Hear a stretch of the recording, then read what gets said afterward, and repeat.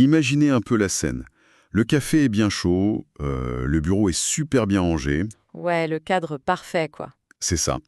Lors de notre précédente exploration, on avait vraiment posé cette fondation hyper importante, l'intention. Tout à fait. Le fait de choisir sa priorité absolue pour la journée. Voilà. Donc on s'assoit, on est prêt à s'y mettre à fond, et là, un petit flash sur le côté de l'écran. Aïe, le fameux téléphone qui s'allume. Grave. Ou alors, une petite pastille rouge qui apparaît, un petit bourdonnement sur le bureau, et bim. L'objectif s'évapore. Mais carrément. En une fraction de seconde, sans même qu'on prenne une vraie décision, l'esprit est totalement happé. On connaît tous ça, cette sensation d'avoir le cerveau piraté en plein vol, quoi. C'est exactement le grand défi de notre époque. Et c'est justement ce qui nous amène à notre sujet du jour. On plonge au cœur de ce que nos sources appellent l'état d'esprit laser. Et c'est vraiment la suite logique, en fait. Parce que avoir une priorité super bien définie, ça sert absolument à rien si on n'arrive pas à lui accorder la bande passante mentale nécessaire. C'est clair. Mais ce qui est marrant avec ce terme de mode laser, c'est qu'il est, je trouve, vachement mal compris. Ah mais totalement. Souvent les gens entendent laser et ils imaginent une productivité hyper toxique, genre une machine qui te coche frénétiquement des cases toute la journée. Ouais, le truc épuisant, quoi. Exactement. Alors que nos sources sont formelles, c'est pas du tout ça. Le laser, c'est pas une question de rendement, c'est un état de présence totale. Une immersion, en fait. Voilà, c'est l'idée d'habiter pleinement l'instant présent et ce qu'on est en train de faire pour cette fameuse priorité. D'accord. Mais bon, soyons un peu critiques 2 minutes. Est-ce qu'on n'est pas un peu en train de romantiser cette idée de concentration pure? Tu veux dire face à la réalité de la technologie? Bah oui. On vit dans un monde où, littéralement, des milliers d'ingénieurs brillants bossent jour et nuit juste pour capter notre regard et pirater notre dopamine au passage. C'est pas faux. Du coup, est-ce que c'est vraiment possible d'atteindre ce niveau de présence sans partir vivre dans une cabane au fond des bois? C'est pile là que se joue le rapport de force, en fait. Il faut bien comprendre que l'environnement numérique d'aujourd'hui, c'est pas juste un outil passif. C'est-à-dire? C'est un écosystème extractif. Il est conçu spécifiquement pour désactiver cet état d'immersion. Ah ouais, donc on part avec un sacré désavantage. Mais grave, c'est une asymétrie totale. D'un côté, on a notre petite volonté individuelle, et de l'autre, des algorithmes d'optimisation comportementale hyper puissants. Donc juste fermer les yeux très fort et espérer rester concentré, c'est mort. Bah oui, ça marche pas. Pour que le mode laser puisse exister, il faut d'abord décortiquer la mécanique de notre adversaire, tu vois? Comprendre comment marchent les catapultes avant de construire notre forteresse, quoi. Exactement. Si on veut que notre faisceau laser reste bien droit, il faut identifier ce qu'il fait dévier. Ok, alors c'est quoi ces catapultes justement? Qu'est-ce qui vient concrètement se mettre en travers de notre attention? L'analyse de nos documents met en lumière deux mécanismes vraiment redoutables. Le premier, ce sont les piscines à débordement. Les piscines à débordement. L'image est sympa, mais ça fait un peu peur. C'est une super métaphore. En fait, ça désigne ces flux d'informations qui n'ont littéralement aucun fond. Genre les fils d'actualité, YouTube, tout ça? C'est ça. Les réseaux sociaux, les boîtes mail. Tu sais, avant, un journal ou un livre, ça avait une fin physique. La dernière page, et c'est fini. Ouais.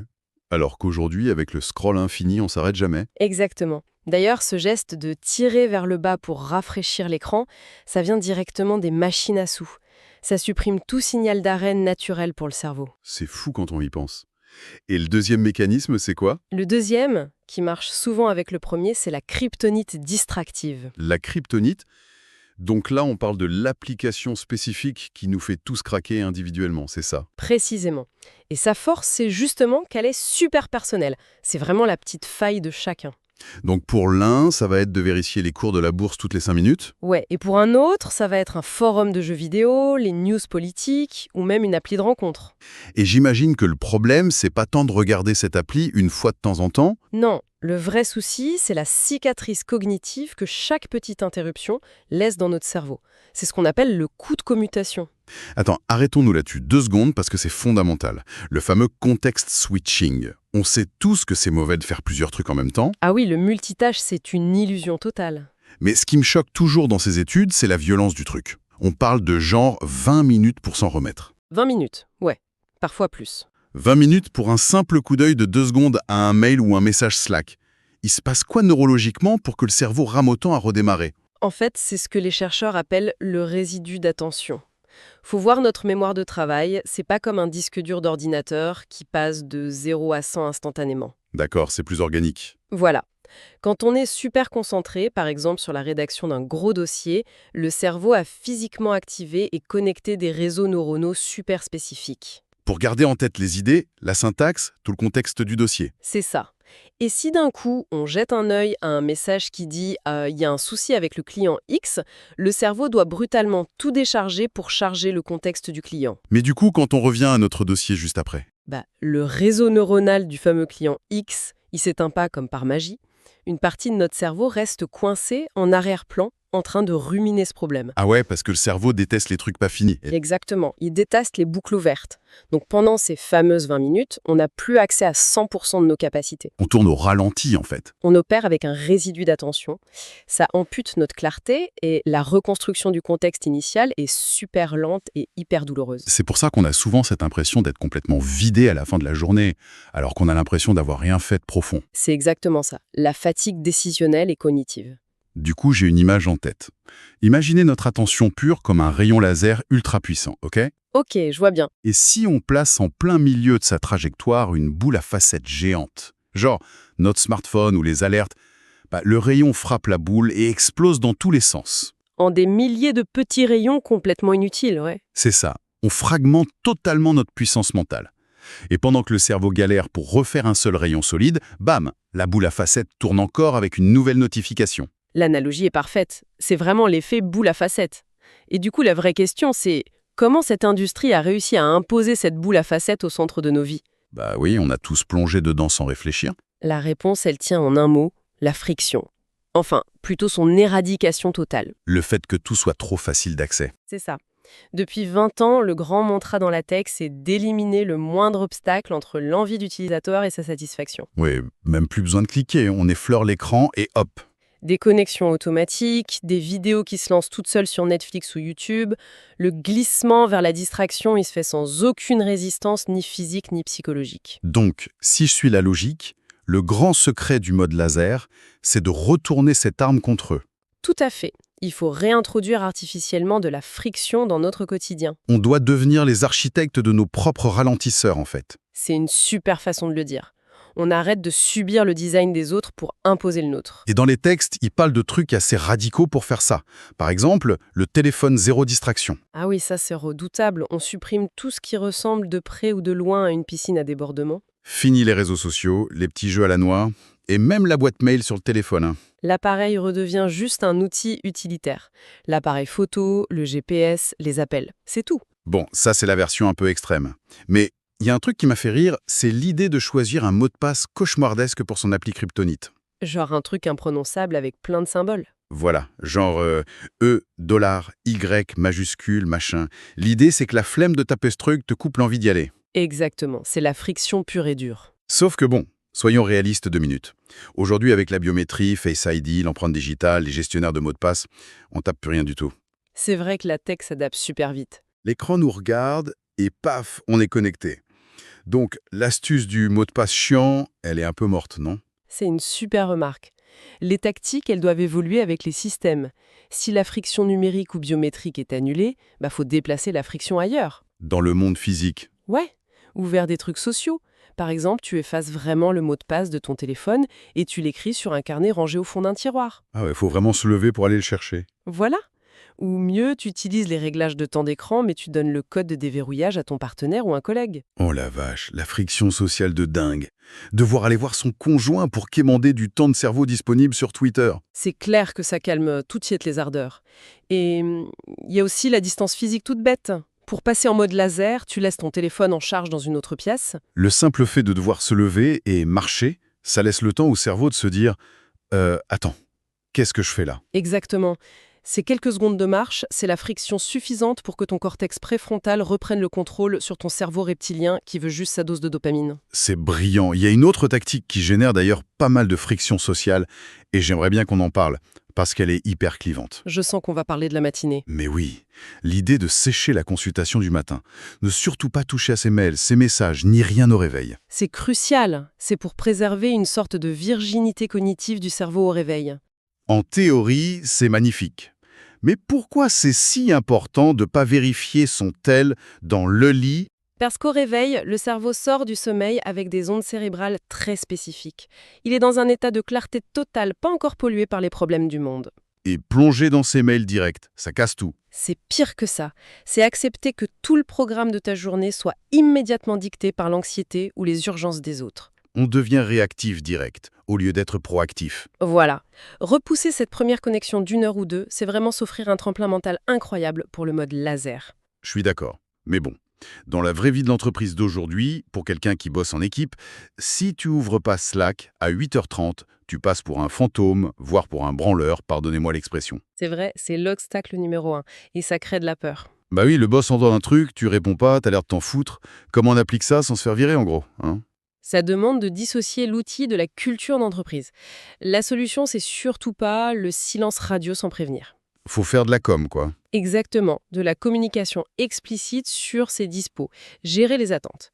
Dire à son équipe, genre, écoutez, tous les matins jusqu'à 10h, je suis en focus total sur les gros dossiers. Et s'il y a un feu à éteindre? Tu ajoutes, si c'est vraiment une urgence absolue qui bloque la boîte, appelez-moi directement sur mon tel. Ah ouais, la fameuse hotline des vraies urgences. C'est ça. Et on se rend compte que dans 99% des cas, ce qui est dans les mails le matin, c'est de l'urgence manufacturée. C'est pas vital. C'est clair. On risque une petite friction sociale au début, mais au final, les gens respectent vachement plus la qualité de ton travail de fond. Tu gagnes le respect à long terme, oui. Tu fesses de réagir aux priorités des autres pour vraiment concevoir ton propre temps. On repasse au volant de sa propre vie. Et ce qui est fou, c'est que cette logique de mettre des barrières, ça s'applique aussi à nos moments de détente. Ah oui, notre temps libre est tout autant piraté que notre temps de travail. Prenez Netflix par exemple. C'est l'ultime piscine à débordement. T'as cet épisode qui se finit, et paf, le compte à rebours de 5 secondes qui lance le suivant. Ça court-circuite complètement le signal naturel de satiété du cerveau. T'as même pas le temps de te dire « est-ce que j'ai vraiment envie d'en voir un autre ?» Et l'astuce de MoveSource pour contrer ça, j'ai trouvé ça génial.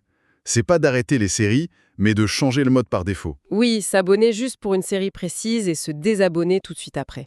On ajoute de la friction administrative. Faut ressortir la carte bleue, refaire un compte. Et du coup, ce qui était un buffet à volonté un peu toxique, ça redevient un choix à la carte et intentionnel. La friction nous force à nous poser la vraie question. Est-ce que je veux regarder ça, ou c'est juste parce que c'est là? C'est exactement ça. Bon, là on a érigé nos barrières. Le tel est dans le tiroir, la boîte mail est fermée, le terrain est déminé. On est prêt. Mais il y a un souci. Bloquer les distractions, ça nous empêche de fuir, d'accord? Mais ça nous fait pas avancer pour autant. Fixer un écran Word vide sans être distrait, c'est pas encore le mode laser. Ah bah non, l'absence de distraction, ça fait pas naître la concentration par magie. Comment on l'allume concrètement, ce faisceau? Il faut s'appuyer sur la neurologie, et plus précisément sur la mécanique des habitudes. Toute habitude, elle a une boucle, un déclencheur, une routine, une récompense. Ok, le truc classique. Comme on a supprimé les déclencheurs négatifs, genre les notifs, il faut maintenant ingénierer des déclencheurs positifs super forts. Des ancrages, quoi. Voilà, et nos sources proposent un truc redoutable pour ça, la bande-son laser. De la musique? Genre une playlist lo-fi sur YouTube. Ouais, mais attention, pas n'importe comment. Il faut choisir un album super spécifique ou une playlist précise avec une règle de fer. Laquelle? Tu n'as le droit d'écouter cette musique que quand tu t'attaques à une tâche de travail profond. Jamais ailleurs. Ah, d'accord. Un pur conditionnement pavlovien, en fait. Exactement. Au bout de quelques semaines de ce régime, ton cerveau associe directement ses notes de musique à l'effort concentré. Et du coup, il abaisse ses propres défenses contre l'effort. C'est ça. La musique devient un véritable interrupteur physique pour glisser en mode laser. J'adore l'idée de court-circuiter sa propre flemme par le son. Et dans les sources, il y a aussi une grosse dimension physique pour s'ancrer dans le réel. Oui, pour éviter de flotter indéfiniment dans le numérique. Il parle par exemple de rendre le temps visible. Parce que c'est vrai, sur un écran d'ordi, l'heure c'est juste des tout petits chiffres froids dans un coin. C'est une abstraction totale. Alors que si tu utilises un minuteur mécanique, visuel, genre le time timer, Ah oui, le truc avec le gros disque rouge qui rétrécit au fur et à mesure. voilà. Ça transforme le temps en une matière concrète qui s'évapore sous tes yeux. Ça crée une sorte d'urgence saine, une anxiété positive qui focalise ton attention. Et dans le même délire d'ancrage physique, il y a le fait de démarrer sur papier. Ça m'a beaucoup parlé. Ah, le papier, c'est magique pour ça. On a tellement l'impression aujourd'hui que le papier c'est obsolète, c'est pour les brouillons sales, mais nos sources insistent de fou là-dessus. Pourquoi c'est si supérieur à une appli de notes sur l'ordi? Parce que, comme disait le philosophe Marshall McLuhan, le médium est le message. Quand tu ouvres un logiciel, il contraint immédiatement ta façon de penser. C'est-à-dire? Ouvre Excel, tu vas penser en petites cases. Ouvre PowerPoint, tu vas penser en diapositives et en bullet points. C'est vrai, on rentre dans le moule de l'interface. Alors que la feuille de papier blanche, elle a aucune bordure logicielle. Elle permet une pensée hyperspatiale, pas du tout linéaire. Et surtout, gros avantage, une feuille de papier, ça n'a pas d'onglet caché. Exactement. C'est muet, ça t'envoie aucune notification en loose ED, c'est un vrai face-à-face brut avec ton projet. Ça limite vachement les échappatoires. Bon, super. On est sur notre feuille de papier, le petit minuteur rouge tourne, la playlist laser est dans les oreilles, on est à fond. Le flot total. Et soudain, le drame. Le truc qui nous arrive à tous. L'urgence fantôme. L'urgence fantôme, oui. T'es en train d'écrire, super concentré. Et là, ton cerveau te hurle « Attends, en quelle année il est sorti le film Matrix déjà ?» Ah, la fameuse question existentielle qui sort de nulle part. C'est presque une démangeaison physique, quoi. Ou alors, mince, est-ce que j'ai bien relancé la compta pour le devis? L'impulsion de vérifier tout de suite est hyper brûlant. Mais si tu vérifies pas, t'arrives plus à bosser. Et si tu ouvres Internet pour vérifier, tu te fais happer et ton mode laser est brisé. C'est le piège parfait. Comment on gère cet auto-sabotage de notre propre cerveau? C'est un truc très connu en psycho, ça s'appelle l'effet Zeigarnik. Notre cerveau retient vachement mieux les tâches inachevées et nous les rappelle de manière totalement obsessionnelle. Juste pour avoir sa petite dose de dopamine facile parce qu'il fatigue, en fait. C'est ça. Et la parade, elle est d'une simplicité et d'une élégance folle. C'est le bloc-notes des distractions. Un petit carnet posé à côté? Ouais. Dès que l'impulsion de chercher une info ou de faire un petit truc surgit, tu l'écris physiquement sur ce papier. Genre je note, vérifier date Matrix et je m'y remets. Exactement. Et la magie opère tout de suite. Parce qu'au fond, ton cerveau, il s'en fout que l'action soit faite à la seconde même. Il a juste besoin d'être rassuré qu'on va pas l'oublier. Voilà, il veut une garantie absolue. En l'externalisant sur le papier, tu clôtures la boucle mentale. L'alarme neurologique s'éteint direct. C'est vraiment un parking temporaire pour nos petites divagations, quoi. Un parking à divagation, j'aime beaucoup l'image. Si on prend un peu de recul sur tout ce qu'on vient de voir, l'ingénierie de la friction, les déclencheurs avec la musique, ce fameux parking à penser, on réalise un truc. Quoi donc? C'est que cette approche, elle est super loin de la privation douloureuse qu'on s'imagine au départ. C'est pas une punition de se couper du monde. Ah mais pas du tout. Le mode laser, c'est l'art de défendre agressivement la qualité de son propre espace mental. C'est se donner les moyens d'être vraiment fier de soi à la fin de la journée. Absolument. Et si on replace ça dans un contexte sociétal plus large, ça nous force à regarder en face cette fameuse anxiété constante, le FOMO. La peur de rater un truc important en ligne, ouais. Et si l'objectif, c'était de transformer ce FOMO en GEOMO, la joie de rater quelque chose, Joy of Missing Out. Ah ouais, inverser la tendance. En choisissant délibérément de s'isoler des flux continus, en refusant cette norme hyper toxique d'être réactif à la seconde, on devient carrément une anomalie. Et nos actes parlent pour nous. On envoie un message silencieux mais super puissant aux collègues et aux proches. Sur la vraie valeur de notre temps. Aujourd'hui, être connecté partout, tout le temps, c'est plus une preuve d'importance, c'est de la servitude. Le vrai luxe moderne, c'est ça en fait. C'est la présence ininterrompue. Le privilège d'être totalement là, quoi. Pleinement investi avec le projet ou la personne qui compte vraiment à ce moment-là. Et c'est là que tout commence vraiment à prendre sens. Et pour celles et ceux qui veulent aller plus loin, le livre est disponible gratuitement via le lien en description.